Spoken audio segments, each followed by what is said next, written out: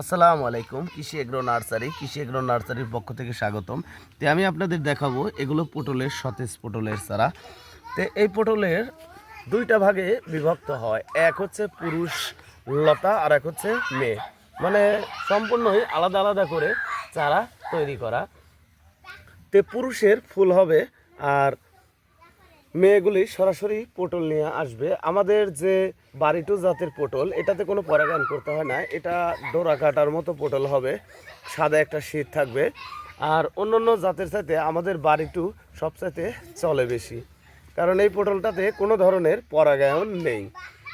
আপনার 100 পিস চারার ভিতরে 10 পিস পুরুষ চারা রোপণ করতে হবে, আর বাদ বাকি মেয়ে চারা রোপণ করতে হবে, তাহলেই হবে।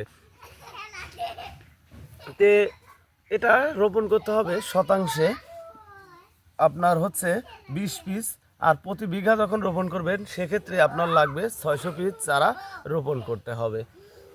প্রিয় ভিউয়ার্স, আমরা পুরুষ এবং মহিলা চারা সম্পূর্ণই আলাদা আলাদা করে তৈরি করেছি, মানে আমাদের সম্পূর্ণ লটটাই আলাদা করে চারা তৈরি করা। আপনারা যদি পটলের চারা সংরক্ষণ করতে চান তাহলে করতে পারেন।